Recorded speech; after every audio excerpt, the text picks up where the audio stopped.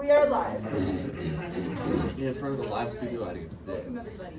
We are the live studio audience. Inverse trigonometric function. So sine and cosecant are reciprocals. Inverse is a whole different unpleasant can of gross things. Like the fear factor of calculus right here of trigonometry. So the inverse of sine is called arcsine. It is also denoted by sine to the -1. So the same inverse notation we use for functions, we use for trigonometric functions. It's basically domain and range switch. So my original function, the domain of f, is all real numbers. The range of f is -1 to 1. That's a 1. It switches for the inverse. So the domain of f inverse is -1 to 1. And the range is all real numbers. Except it's not. So let's look at the graph. I should even just erase that. Write it down. I'm going to change it. Our domain has to change in order for us to be able to invert the function. So the analogy I'm going to use is x squared.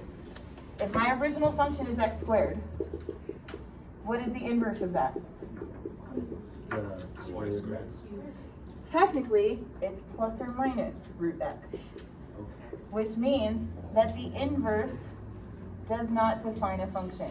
This is positive root x, this is negative root x, which is the true inverted relation of x squared, right? We flip x and y. So what we generally do when we're looking at inverse functions, when we are being formal and anal about it, as mathematicians are wont to be, we just look at the positive square root. Well, the positive square root is only the inverse of this half of the parabola. We have to do a domain restriction. So if I restrict my domain to just be 0 to infinity, my range is then 0 to infinity, then I can switch them because I no longer don't pass the vertical line test. That this is the domain of f, this is the range of f.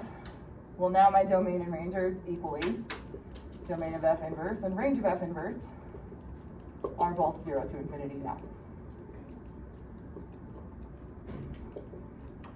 If I try to do, this would be my domain is all real numbers, which would translate to the range of my other function being all real numbers. It presumes the bottom half, which we cannot presume.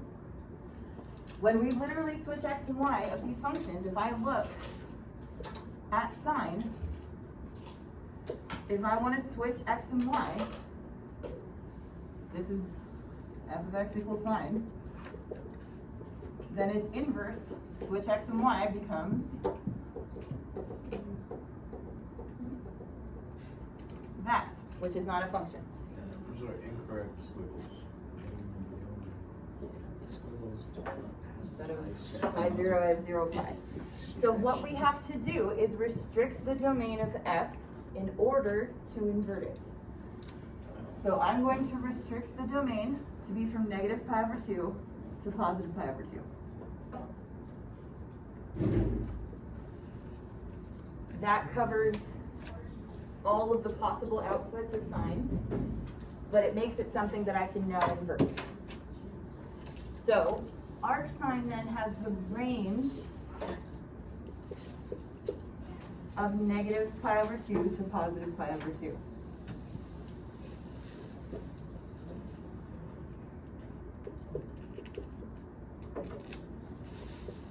Saying why?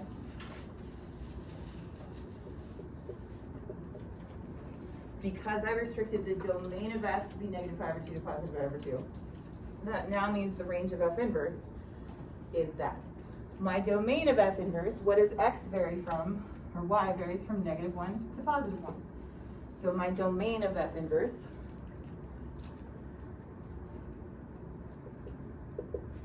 is -1 to +1. So we have to restrict the domain of f to be from negative pi over 2 to pi over 2. And then the range, which is what it always was, the range of f, is negative 1 to 1. And then domain and range switch for the inverse, x and y switch. So if you were to use a graphing calculator and say, what is the arc sine of 120 degrees, it's going to give you an error. It cannot take the arc sine outside of this. So we kind of have to we have to be smart about it. It's going to give us an answer in this interval, but really we're looking for an answer in this interval. We have to add 2 pi or take away 2 pi. It's giving us, like when I say x squared equals 4, the calculator will give me 2. I have to think and imagine the negative 2. I have to be smarter than the calculator. It is limited by domain restrictions. So f inverse goes from negative 1 on x to positive 1 on y. We still go through 0, 0, that's the easy point.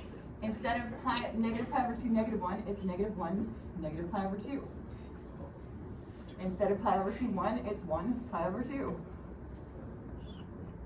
It's difficult to get the curvature right, I'm pretty sure. This is f inverse equals arc sine. So you have to give values between 1 and negative 1, and it will give you an output angle between negative 90 and positive 90 degrees. Negative pi over 2 to positive pi over 2. And then from there, you have to figure out what you're actually looking for. It gives you your reference angle, essentially. Okay. Cosine. Let's start with a little teeny graph of cosine. That was the worst one I've ever drawn. Cool. Once again, we cannot invert it without creating something that is no longer a function. This time, we oscillate between 1 and negative 1 still. 0 to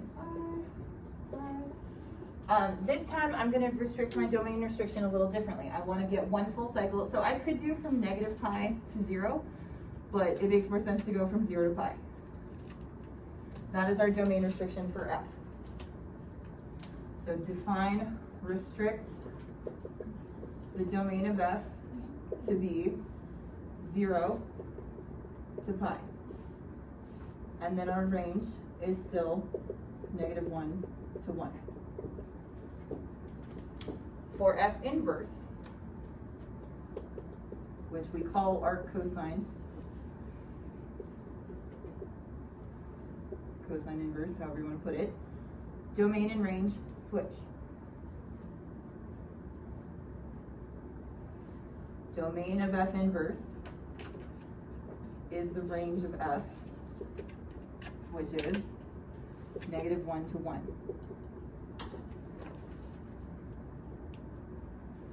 The range of f inverse is the domain of f, which is, by definition, 0 to pi. Mostly this comes up when I'm solving an equation. If I have cosine A equals 0.5, I'll put that into my calculator, and it will spit out 60 degrees, or pi over 6. Actually, it'll spit out a non-decimal decimal because it doesn't do pi's. I then have to kind of go from there to find the next one, to find the next one, to find the next one. It will only give me the one answer. Once we invert cosine, actually, I know that my x's go from negative 1 to 1, my y's go from 0 to pi.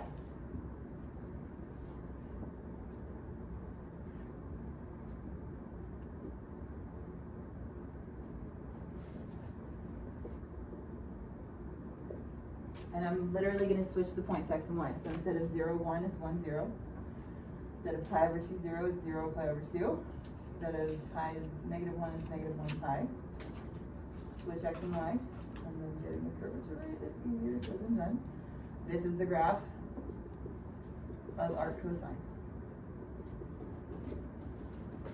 But once again, my kind of beating a dead horse here. Think of it in terms of the original function. We have to restrict the domain in order to make what the result is a real function. That if we didn't, we would have something that doesn't pass the vertical line test. But you can imagine the whole thing flipping on its side. It's like, oh, I just have to look at this one little piece from 0 to 180 degrees.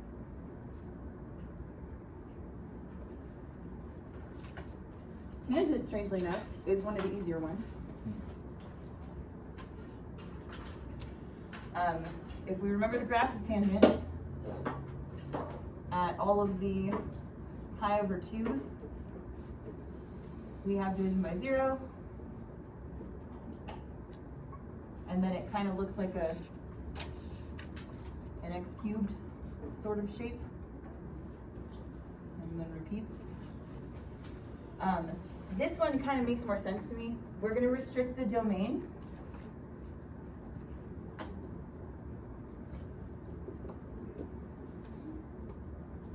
to be negative pi over 2 to positive pi over 2.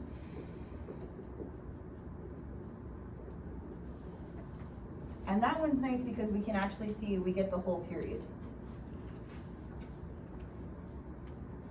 And that one little highlighted part still passes the horizontal line test, which means when I invert it, it'll pass the vertical line test. My range of f is all real numbers. So negative infinity less than y less than infinity. And I'm deliberately writing it this way. Now for the inverse, which arctan or tan inverse, domain and range switch. So domain of f inverse is the same as the range, negative infinity to infinity. The range of f inverse is the same as domain of f, negative pi over 2 to positive pi over 2.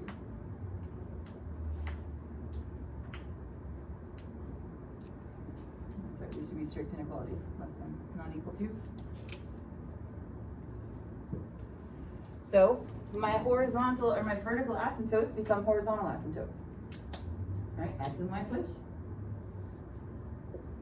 So positive pi over 2, I have a horizontal asymptote. And negative pi over 2, I have a horizontal asymptote. And then switch x and y. 0, 0 is easy instead of 1, 1, 1.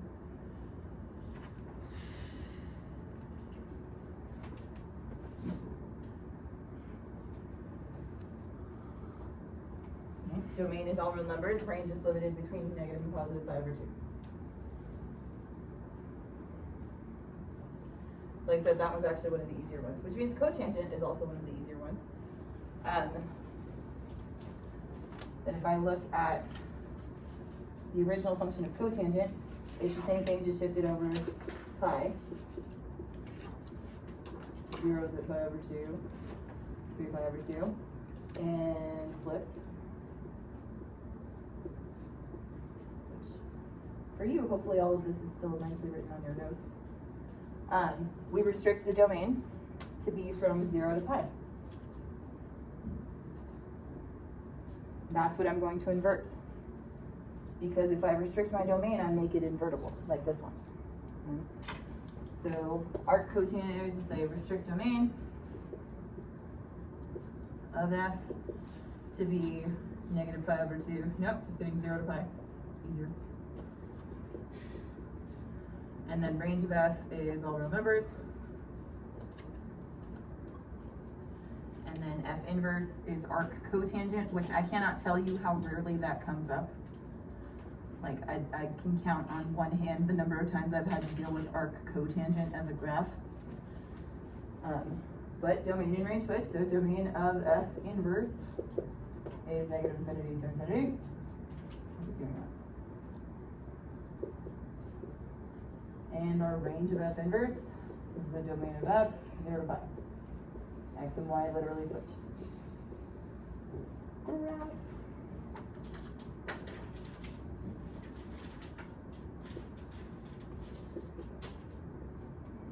Who's having fun?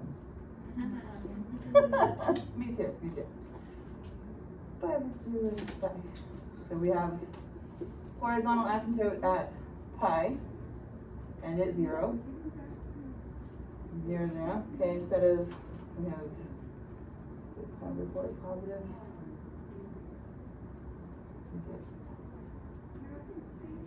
That way. Curvature is the hardest part of these for me. There's cotangent, arccotangent. Really kind of like the key takeaway is be careful with your domains.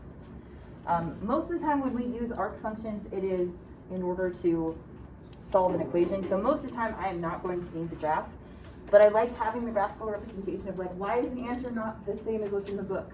Because I'm restricting my domain pretty severely in order to do the inverse function.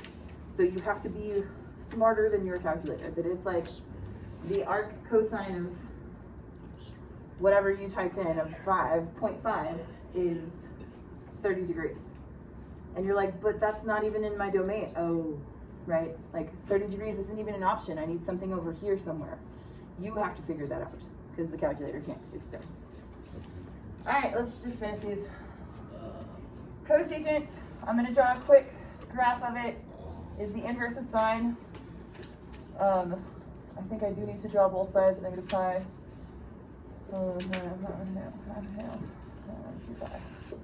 So we have asymptotes at pi and at 0, and then pi and 2 pi, etc.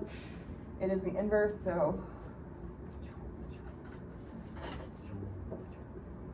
okay, cool. All right, what's weird about this one? The weirdest thing about this one, the domain restriction is the same as it is for sine.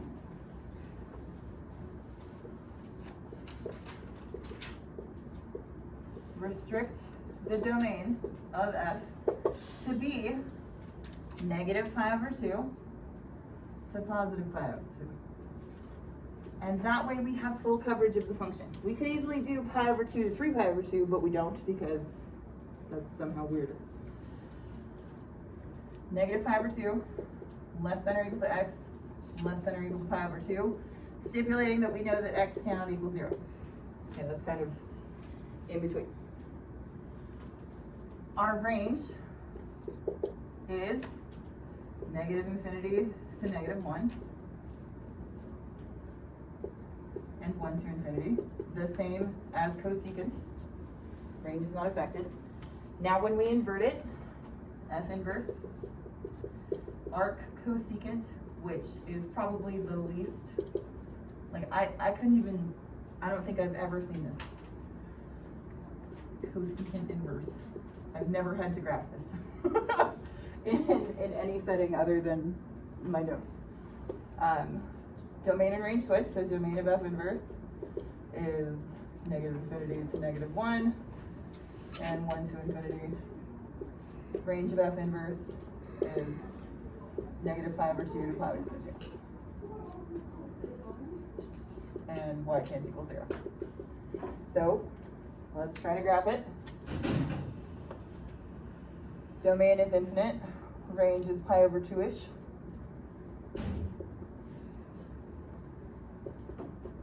And I know I have an asymptote at 0 because I had a vertical asymptote at 0. I now have a horizontal asymptote at 0. Okay. The only points I really know is pi over 2, 1 and negative pi over 2, negative 1. So I'm going to flip those. So instead of pi over 2, 1, I've got 1 pi over 2 and negative 1, negative pi over 2. And then I approach my asymptote.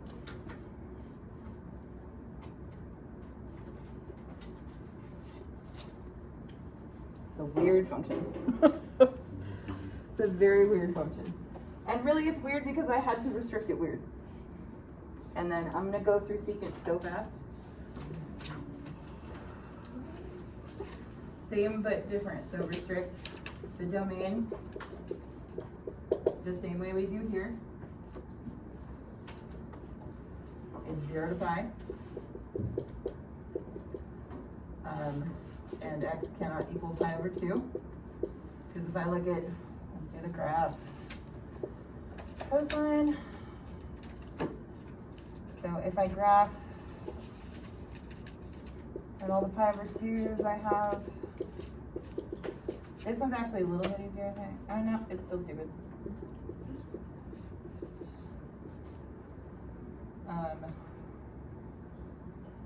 Inverse of cosine.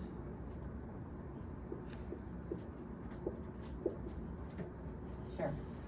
This one we restrict the same way we do from 0 to pi.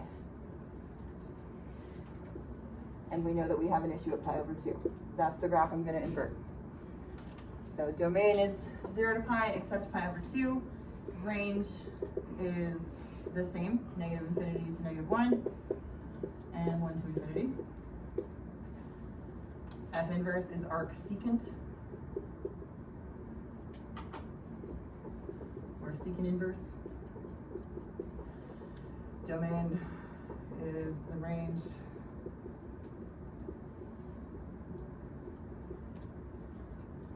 The range is the domain of the original, so 0 less than or equal to y less than or equal to pi.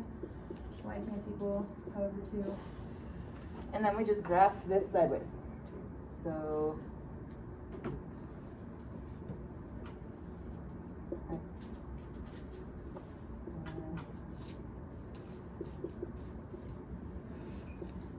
At pi over 2 we have an asymptote.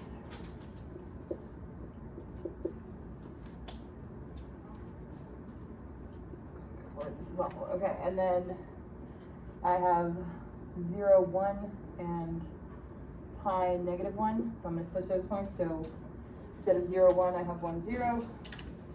Instead of pi negative 1, I've got negative 1 pi. And we approach the asymptote. So almost the same, but switched around and flipped. You will almost never need these. I'm not even sure why I did them, just because I wrote it up there and I committed, so we're doing it. Most of the time, arc functions will come up in two very specific contexts when you are solving an equation, which for the most part, you can convert cosecant into sine before inverting. So if you're solving an equation and you opted to do arcsecant, that was your own mistake. You should have put it in terms of cosine. Like, you should have manipulated the equation to say cosine equals something instead of secant equals something. So if you made that choice, that was a bad life choice. Go back, erase, change it to secant or to sine or cosine, and then solve the equation. Other than that, there's one very specific context that we use arc functions for, and they're actually kind of fun. I know you don't believe me, because this was not fun. I know.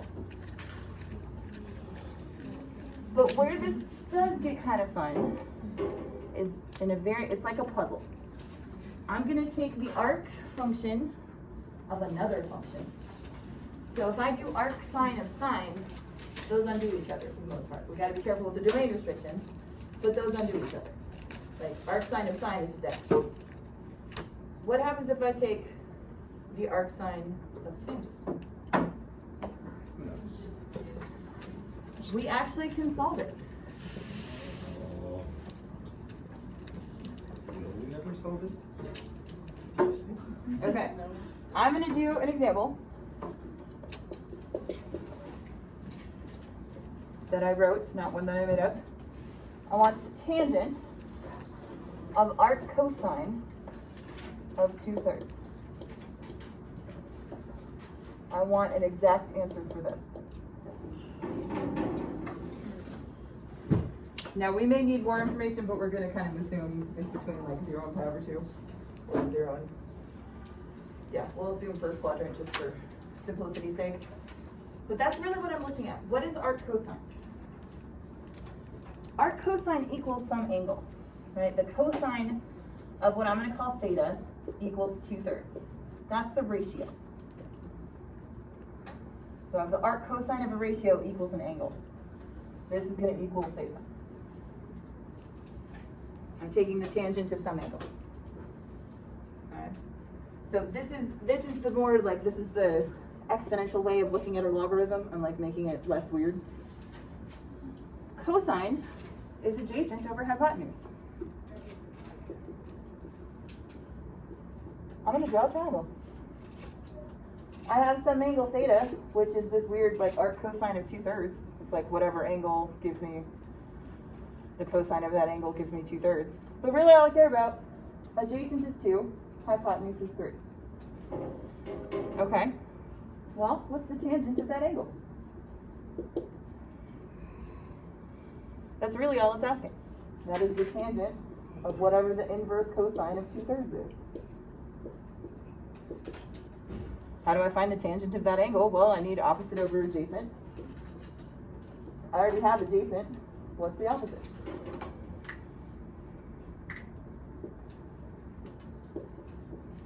Diagonal theorem. So, the tangent of arc cosine of 2/3 is √5/2. I never even needed to know what the angle was. I just needed to know the ratios in order to find another trigonometric ratio. It's kind of nifty. Where this becomes more useful and does actually get applied later is when I have something like this.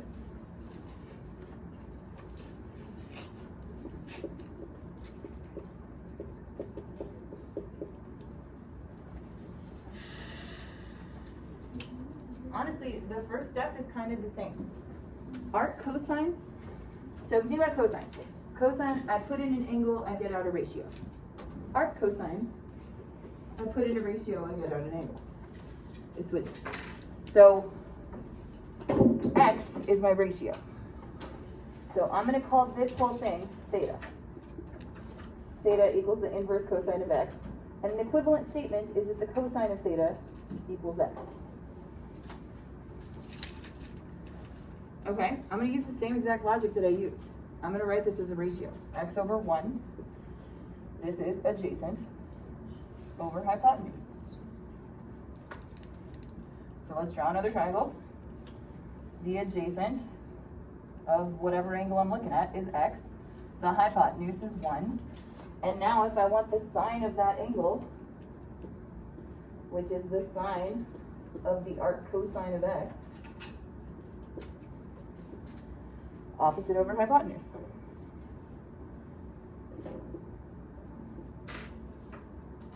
I just have to figure out what opposite is, which is exactly the same work. It's the square root of 1 squared minus x squared. That's as good as it gets, but this is opposite over hypotenuse, the square root of 1 minus x squared over 1, so the square root of 1 minus x squared. It's kind of nifty. Like the sine of arc cosine. You feel like it's not something like I could do sine of arc sine, those cancel each other out evenly. Sine of arc cosine, you're like, well, I can't really do anything with that. We can though, because we're just talking about the same triangle, different sides of the same triangle, so we just kind of have to reorient ourselves to. One of the trickiest parts of trigonometry is that it exists in all of these places. We have the unit circle. We've got triangles floating in space. We've got Cartesian graphs that are infinite. We've got x and y and theta and r and all these random things that don't seem like they work together. They don't seem like they're connected, but they are. And they all support each other in different ways, and they come up. And being able to interpret trigonometric functions in all of the different ways that trigonometric functions occur is essential. Not just helpful. You have to be able to think of them in every way. Whether it's a triangle with the Pythagorean theorem, or the unit circle, and the special triangles where we're evaluating sine and cosine in order to create a Cartesian graph. They are all interconnected. Sorry, you have to learn it all. Thus concludes trigonometry. Whew! You guys just did like all of trigonometry, like 90% of trigonometry in 2 days. Why can't I just do that? It's a crime that you will not scare any of the students with that. The other thing to note about this, we did skip some stuff that if you take a trigonometry class in college or something, or the class that is just trig, they will go further into uglier and more useless things. Like, we already got into the realm of some pretty useless things here. Like, this never comes up. Like, a trigonometry class in college is going to go into a bunch of detail that you will never, ever, ever need pretty much ever in your whole life, I can't even think of an example of like an obscure position where you would need like some obscure research position in mathematics. Like I can't think of a single example of when you would need to know every single thing about trigonometry. What you have from the past 2 days is enough of a foundation to figure out everything else you might need. So beyond what we've already done is more than you need. We've already done more than you need, but this is more than enough. So we're done with Trig. We will have a test on it in like a month. What? Not the first week of school, but probably the second week. No. I'm going to make copies of the solutions. But